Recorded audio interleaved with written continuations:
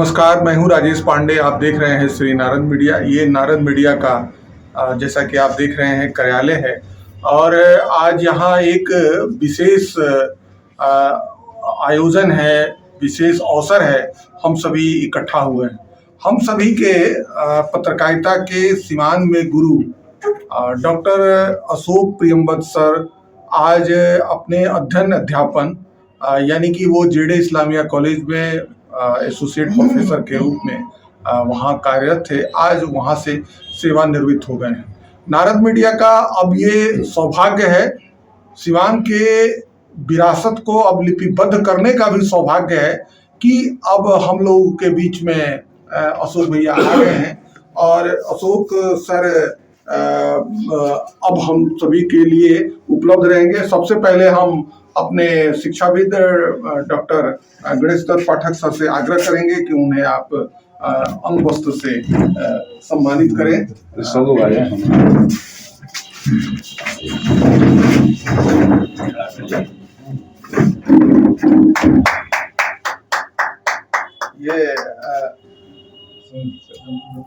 ये सम्मान गुरुवार अपने उस श्रद्धा और शक्ति के लिए है जो हम सभी में भी अवतरित हो और अशोक भैया का जो थोड़ा बहुत कार्य है अधूरा है उसको वो पूरा करे। यहाँ पर कुछ प्रबुद्ध लोग इकट्ठा हैं। सबसे पहले मैं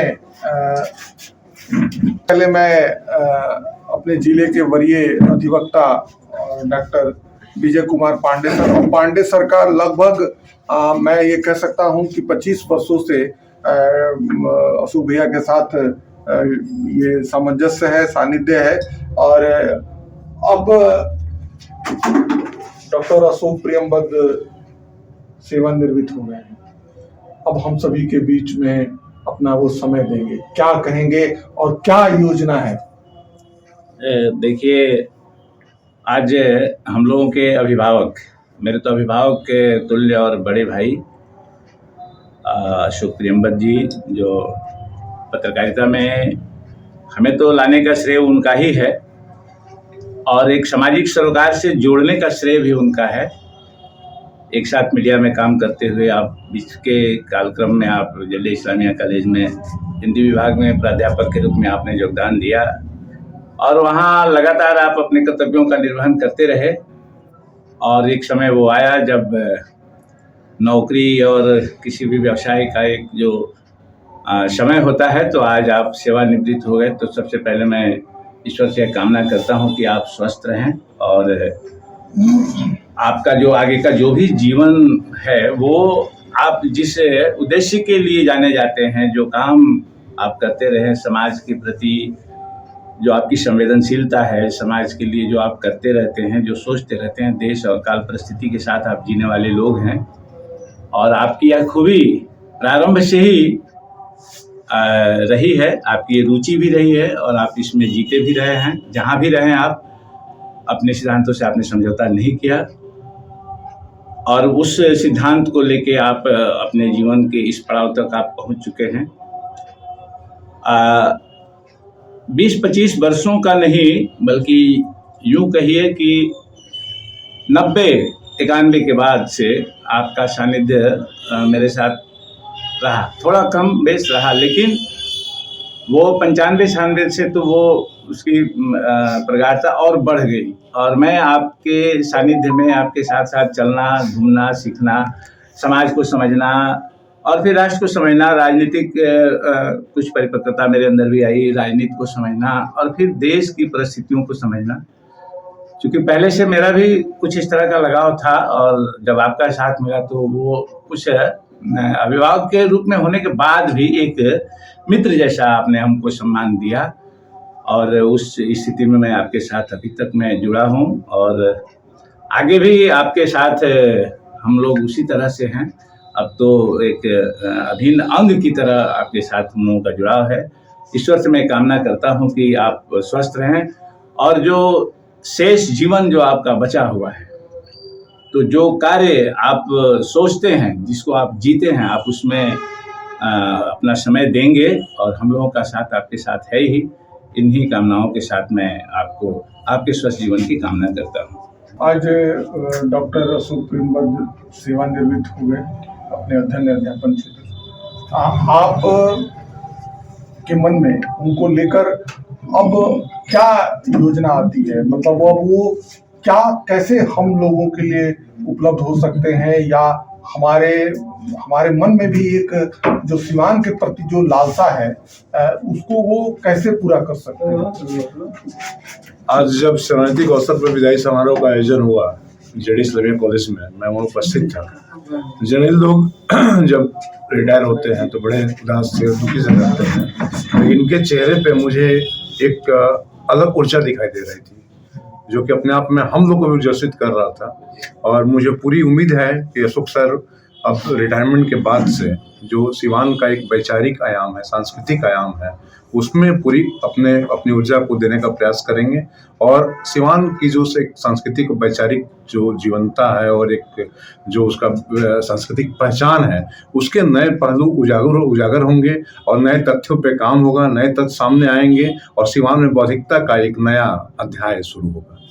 आप जैसा कि बता भी रहे थे, आपके दिमाग में ऐसा क्या खाका है, क्या स्ट्रक्चर है, क्या संरचना है अशोक भैया उस पर काम करें, या वो हम सभी को टास्क दें करने के लिए? देखिए, अभी तक हमारे पास सरकारी स्तर पर गजेटियर नहीं है।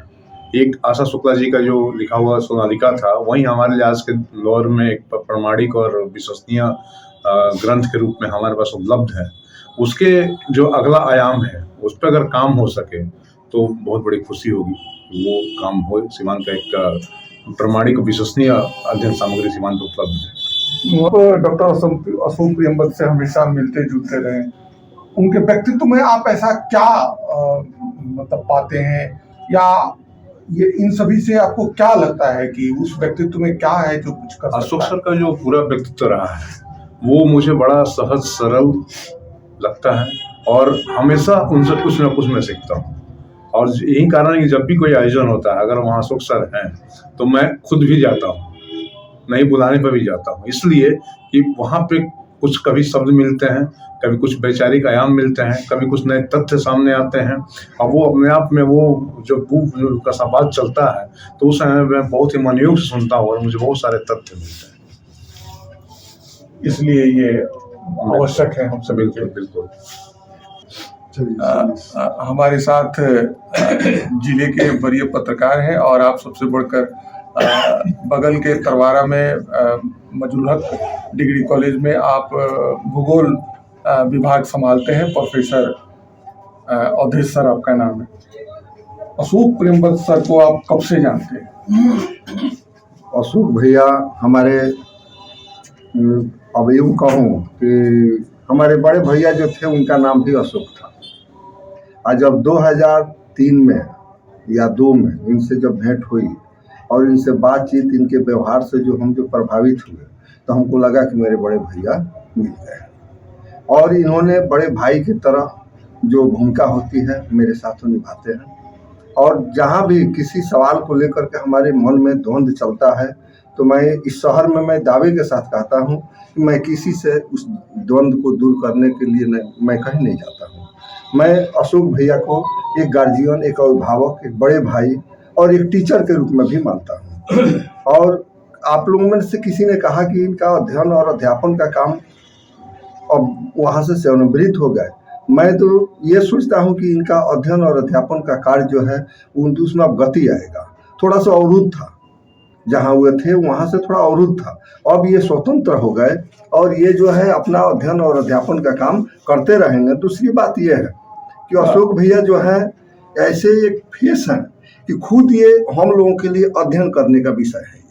इनका मैं हमेशा अध्ययन करते रहता हूँ कि ये किस तरह से और क्या कैसे अध्ययन करते हैं। जिस टॉपिक पर इनसे बात कर लीजिए इनका, और मैं देखता भी हूँ और ये बोलते भी हैं कि 1 घंटा के लिए हमारे पास कोई दिक्कत नहीं है, किसी भी विषय पर हम बात कर सकते हैं। आपके दिमाग में अब ऐसा क्या है कि अशोक भैया हम सभी के लिए क्या कर सकते हैं और हमारे सिवान की अगली पीढ़ी के लिए अशोक भैया क्या कर सकते हैं? हमें उनसे क्या अब करवाना चाहिए, या उनके द्वारा अब हमें क्या गृह कार्य मिलना चाहिए? देखिए, ऐसी बात है कि ये अशोक भैया जो हैं, ये भले कॉलेज में थे, प्रोफेसर के पद पर थे, लेकिन सामाजिक कार्य से और हम लोगों के जो बीच जो काम होना चाहिए, जो मार्गदर्शन मिलना चाहिए, वो कभी दूर नहीं रहे हैं। वह बस इतना ही अंतर होगा कि थोड़ी सी गति मिलेगी उसमें। और गणेश दत्त पाठक सर ने जो अपना विचार उन्होंने जो रखा गजेटियर का, तो उस पर तो काम तो बहुत कुछ हुआ है, बहुत कुछ हुआ है। हमने जैसे कि ज्योग्राफी से संबंधित, भौगोलिक स्थिति से संबंधित जो लिखना था, हम भी पूरा लिख करके दे दिया है, भैया के पास वो है। और भैया भी को भी जो लिखना था, एक साहित्यकार होते हुए इन्होंने जो इतिहास पर जो उसमें जो लिखा है, वो हमको लगता है कि यहाँ के कोई इतिहासकार नहीं लिख सकता है। तो काम तो बहुत हद तक हुआ है, उसको पूरा कर लेने की ज़रूरत है। अगर पूरा हो जाती है वह काम, तो समझिए कि सीवान के लिए वो गौरव होगा और धरोहर होगा। और जो आशा शुक्ल हम लोगों के जो पत्रकार अभिभावक थे, उनसे भी हम लोगों ने बहुत सीखा है।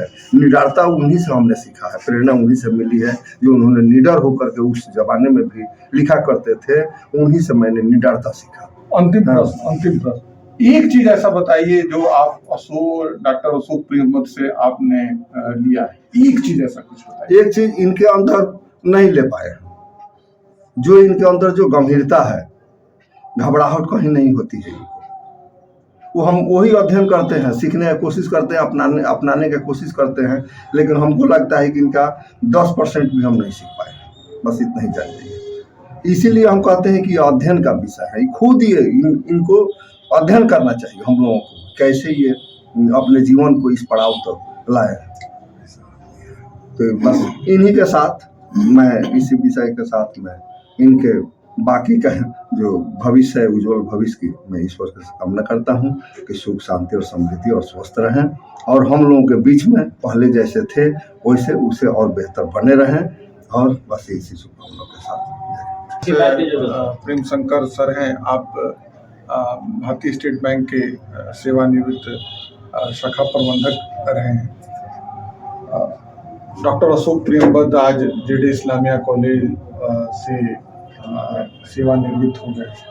अब ये हम लोगों के बीच में रहेंगे। पत्रकारिता हो या लेखन का ऐसा कार्य हो, इसमें ये अपनी भागीदारी आपसे ये जानना है कि आप डॉक्टर अशोक प्रियंवद से कब से संबद्ध हैं? अशोक जी से मेरा संपर्क लगता है कि 1990 से पहले जिला पुस्तकालय संघ के कार्यकलाप के दौरान हुआ, मैं भी उसमें था। उसके बाद पत्रकारिता के दौरान या जो ये NGO चला रहे थे उस दौरान भी मुलाकातें होती थी, लेकिन मैं सिवान रहता नहीं था इसलिए कम होती थी। जब मैं यहाँ रहने लगा तो विशेष मुलाकात हुई, और इधर तो लगातार मुलाकात होती ही रहती है। तो अशोक जी सेवानिवृत्त हो गए। सेवानिवृत्ति तो नौकरी का आवश्यक अंग है। मैं ईश्वर से कामना करता हूँ कि ये स्वस्थ हों, दीर्घजीवी हों, और जो बाधा नौकरी के कारण थी वो दूर हो गई, तो सामाजिक कार्यों में बढ़ चढ़ के हिस्सा लें।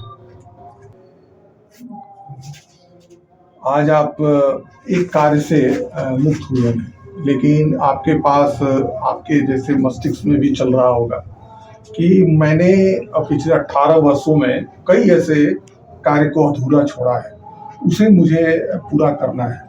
और इसमें वैचारिक जो चीज़ें हैं समाज के लिए, सीवान के लिए, अपने सीवान के धरोहर के लिए, आपने ऐसा कुछ सोच रखा है? तो क्या सोचा है आप भी बताएं। धन्यवाद। देखिए, जिस तरह जीवन एक कंटिन्यूटी है, निरंतरता है,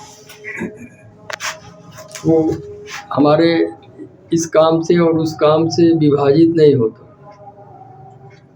तो वो दौर था जब पारिवारिक जिम्मेदारियां और निजी दायित्व, आर्थिक ज़रूरतें, ये सब आजीविका की तरफ ले गए। तो वो ज़रूरतें हमारी वहाँ से पूरी हुई। और इस दौर में बहुत ऐसी बातें आई जिसे मैं कर नहीं पाया, अधूरा ही पड़ा रहा। उनका तो कुछ है नहीं, लेकिन सिवान के होने के नाते जो दायित्व मैं महसूस करता हूँ कि अगली पीढ़ियों को सिवान के बारे में एक बेहतर समझ कैसे विकसित हो, और जो कोई जानना चाहे सिवान को तो उसका जरिया क्या हो। तो ऐसा अर्थपूर्ण ग्रंथ किसी न किसी रूप में हम देना चाहेंगे अपने प्रयासों से। बहुत हद तक आप सबने कहा भी कि अधूरा है। सबसे पहला दायित्व होगा कि हम उसको पूरा करें, यथाशीघ्र पूरा करें और दें। लेकिन आप सबके सहयोग के बगैर मैं नहीं समझता कि वो अधूरा ही रहेगा। जब तक आप सब लोग उसमें सक्रिय रूप से और मनोयोगपूर्वक सम्मिलित योगदान नहीं करेंगे तब तक वह अधूरा ही रहेगा। उसके लिए कुछ नए फॉर्मेट हम चाहते हैं कि विकसित हो, बैठकर चर्चा करके। और हम कोई लीग के फकीर होकर गजेटियर को फॉलो नहीं करना चाहते। जो अंग्रेज़ों ने हमें दिया उसी परिपाटी को हम नहीं आगे बढ़ाना चाहते। ठीक है, उसमें बहुत गहराई है और बहुत सारे डायमेंशन हैं, बहुत सारे विस्तार हैं, लेकिन और भी वो नई बातें आ चुकी हैं समाज में जो काफ़ी गहरे तक इन्फ्लुएंस कर रही हैं समाज को, खासकर नई पीढ़ी को। हम उस पर भी उसको शामिल करके आगे बढ़ाना चाहते हैं। आप सब अगर तत्पर रहे, सहयोग मिलता रहा तो निकट भविष्य में हम इस पर बैठेंगे और आगे चर्चा करेंगे। समय निश्चित किया है कि कब? अभी तो आज हमारी सेवानिवृत्ति का चैप्टर क्लोज हुआ है, लेकिन इसी महीने हम लोग बैठेंगे, इस पर एक गहन विमर्श करेंगे कि कैसे इसको कितने डायमेंशन में आगे बढ़ाया जाए। और बहुत देखिए, मुझे लगता है कि छिछले तौर पर हम काम करना पसंद नहीं करते।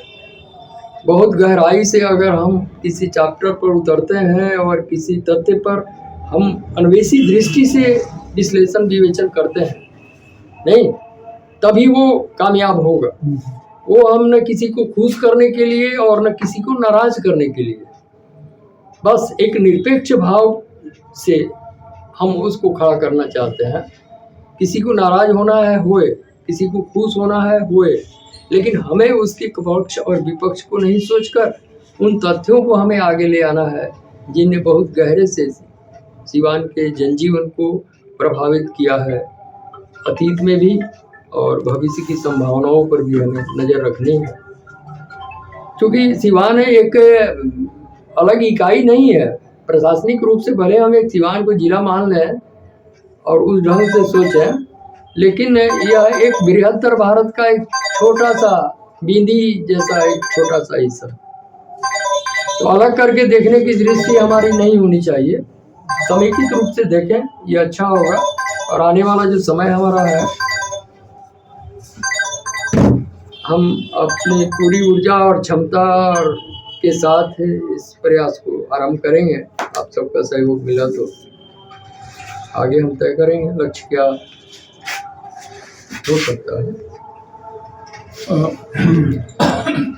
गोल्डी अशोक भैया, आज हम सभी के सामने इन्होंने बताया कि एक सिवान के लिए, नई पीढ़ी के लिए एक धरोहर के रूप में कुछ हमें देना है और उसमें गहराई होगी और उसका विस्तार, उसकी फलक, उसकी जो वैचारिक स्थिति होगी वो कालजयी होगी। कुछ समय तक लोग उसे याद करेंगे। यानी बड़े गंभीर इसका विषय होगा और गंभीर लेखन भी होगा, विश्लेषण भी होगा। अपनी टीम के साथ आप बैठकर इसे तय करेंगे और ये हम सभी के लिए, सिवान के लिए ये बड़ा शुभ संकेत है, बड़ा शुभ दिन भी है। कि अशोक भैया अब पूरी तरह से इस काम में आएंगे। हम सभी मिलकर आपके स्वस्थ रहने, दीर्घायु होने और आपके सदा हम लोगों के साथ अभिभावक के रूप में चलने की हम सभी कामना करते हैं। धन्यवाद।